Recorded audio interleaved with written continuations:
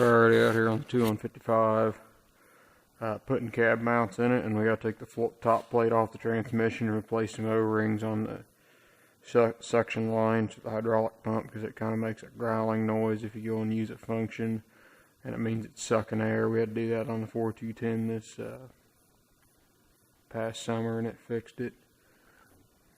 Just get enough hours on them, the O-rings get weak and or get hard and everything, and then they seep a little bit.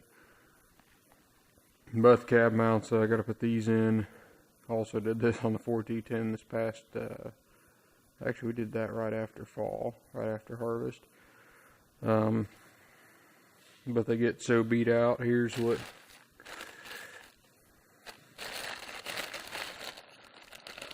this front one, they weren't bad on it. There's 6 mounts. There's 18 of these per tractor. That's what they look like originally. On the back, here's what was left of them. And so every time you'd hit a bump or something, the cab would just shake like, you know, it could move up and down 1/4 inch, and was making, and it just makes a banging noise, and it's louder and everything else. So we're replacing and putting these better ones in. Or not better, they're just new ones. After 30 years, they get to be pretty bad shape. Then they got these plastic bushings on here. The 4210s, those were pretty beat out, so we ordered a whole bunch of them.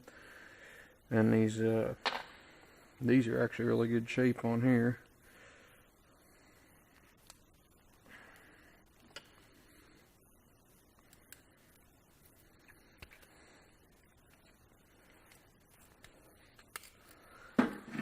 We did get the PTO fixed last fall. Someone, gosh, I can't remember the name. I'll go back and look and mention him, but he had said there's a snap ring that breaks on the PTO and allows the clutch pack to slide back, and that's what had happened. And so we went in and put a new.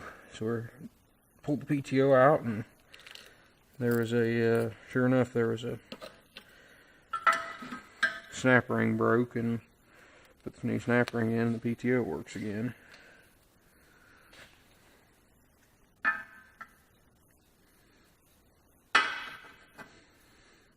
Now you can see there's ain't squat left of these things.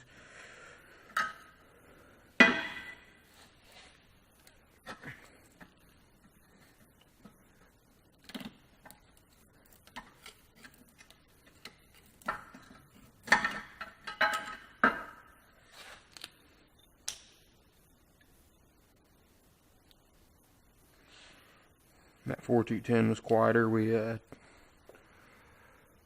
put a new piece of door rubber stripping around the door because it was pretty bad shape. Put the new cab mounts in, and it's a lot quieter to drive. Oops. Nope, not in the drain. Whew, close one.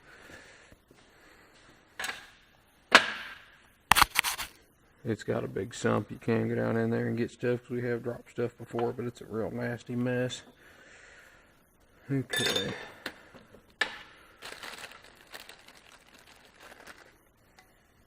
We had to take tires off because you can't, the bolts are tight that they hold that down with, and you cannot get in there to swing a wrench with the tire on, because we got them slid into 30-inch rows, and we just couldn't. We tried last fall, and we just couldn't get in there to swing a wrench, or couldn't get the wrench to break the bolts loose. So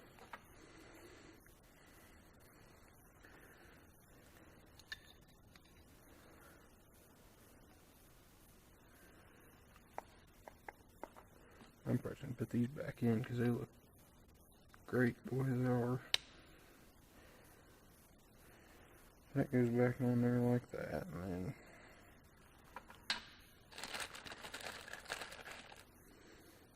that goes there. Rubber.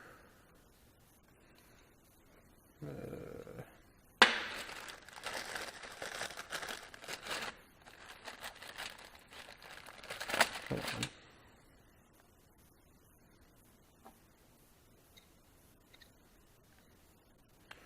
And that all goes in there like that.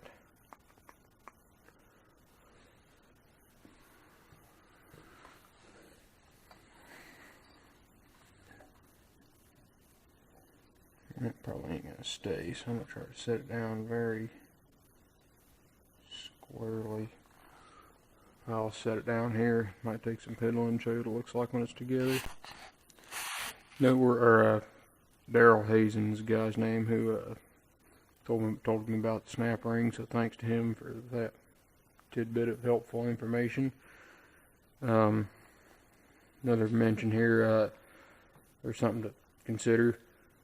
When those things are all beat out, the cab settles down. It's pretty hard to get these bolts out. I was able to get it out, but you might have to jack the cab up just a little bit to be able to get them pulled out. Once you put the new rubber pieces in, it holds the cab up higher, and the bolts drop right in. Because you can't pull them straight out, they have to angle a little bit. And then the steel bushings, you just tighten it down. It's going to crush the rubber a little bit, and then it'll tighten down against that steel bushing and stop there.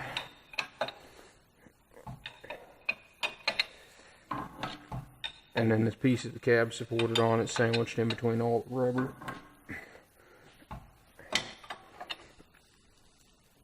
And that's about where it's at right there. I couldn't get the nut on this one without tightening these down, so I'm going to tighten these down to suck the cab down a little bit before I can get the nut started.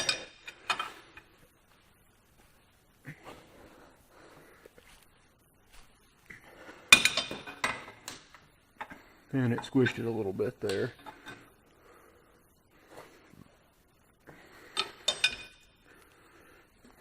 And this is how you put the cab mounts in, so anyway, I'll come back. It'll probably be a day or two before we get back to finish the rest of it because we're waiting on parts. So, thanks for watching. Alright, got the floor plate cleaned up somewhat here. I'm going to try to just take like a line loose, clean it up underneath that line. Take the line loose, cap the line, then clean it up. This is the brake controller here. 2 rods running, and then there's a hose. There's 4 hoses you gotta take loose. So I'm gonna take all that loose and see if I can get that thing out of the way to see anymore. Alright, got the brake controller. There's 2 bolt here and a bolt on the other side. Takes a 9/16 socket. Got it loose, and then the rods for the brakes just push in these barrels here. It's just like a master cylinder on a car. I got all the lines capped. The cap, and then I always take a little carb cleaner and wash them out. When I go to put them back together, just spray a little in them just to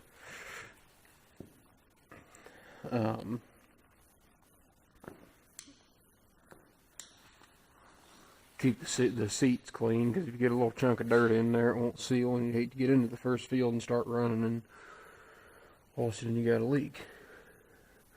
Now these holes run through this plate down into the transmission, so I'm going to cap those also, and so when I don't knock more dirt down through them. They're just a 3/8 hole, but I still don't want to knock dirt down into them. I keep a assortment of these cap plugs around. I got quite a bit more than this, just to have for stuff like this.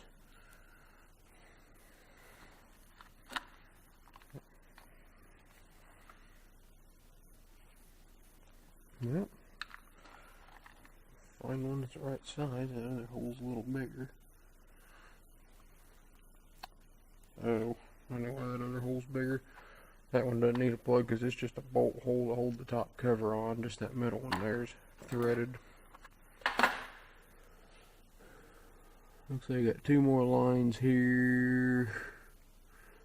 Maybe 3, and then these are heater hoses. Those are just going to have to get pinned up out of the way. Transmission linkage, it looks like there.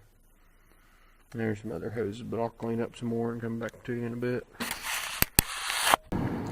Alright, back on the 255 here. Got everything loose. Got to take that hose loose. Yep, but other than that, it should be ready to pull up. I'm hoping I have to get it up over this park brake pin right here, which I'm hoping I can get that get the plate lifted up there about 1.5 inches. Go get it to pull off of that, and then it can slide sideways to hopefully get it drug out the side here and get it picked up. So we're gonna see how all this goes. Hopefully I got enough stuff loose. Alright, I got the floor plate out here, or not the floor plate, the transmission cover. That little tube there at that little line is got a little stream of oil and drips on these gears here. This gear on the live shaft that runs the charge pump for the hydraulics. And I found the problem there. Two things that happen. We're gonna go ahead and change these O-rings because they get hard and don't and they seep oil and suck air. There's O-rings here, and then O-rings where this elbow goes into the pump on both of these, and then where these hoses or lines go over here, there's O-rings on there, and they'll start leaking and causes air to get in the system and everything. But anyway,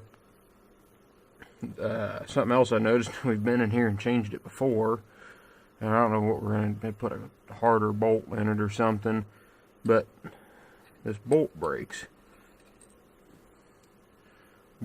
off and allows that elbow to become loose, and that's probably part of the reason they start sucking air, or it was making noise. Hydraulics are making noise, and that's a pretty common problem on these white tractors, is that bolt breaks, and you just gotta go in and change it. Not much you can do about it, but so yeah. And one more thing, I had this transmission part made me think. I had said something about doing transmission on a 4440 Deere our neighbor's got. Let's see, and the problem it's having, I got the job doing it, but I think we're going to either wait till this summer to do it or this next winter to do it, because he needs to get a little more money to do the job, and it's going to be a pretty big project, and I don't have time right now to do it. But what the problem it's having is it's got a quad range in it, and you got your A, B, C, and D, and then it's got the 1, 2, which is the 1, 2, 3, 4 shift, and the 1 and the 2, is a power shift, and then you can shift it on up in from 2 to 3, but you got a clutch for that one, and that's what it's having trouble, is the 2 to 3 shift. It shifts really hard there. You can't get it to go into 3 or get it to come back to 2.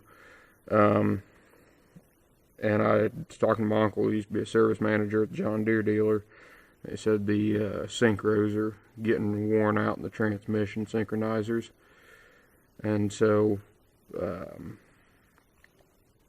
have to go in there and take cab off and whatnot, and I think you got to split it too and kind of go through the transmission is what it's going to need. The guy who owns it said with him driving it's okay, but the hired men can be kind of hard on stuff, and they'll force it and whatnot, and so he doesn't want to really tear anything up, so he wants to go ahead and get it fixed so that it shifts easier. But yeah, so that's where that's at. It'll probably either be this summer or this winter before we get to that. And something else made us think it's the synchros. When you go, like say you're going from 2 to 3 and you get the clutch in, but it won't go into gear. But if you keep pushing real hard on the lever, the tractor will start to creep forward like it's trying to line it up into gear. And so that's, I think, so my uncle was saying that's what it means. The synchros are getting worn out in it, and it won't line the gears up to go ahead and go into gear. So that's where we're at there. But I'll clean this up and take these lines off.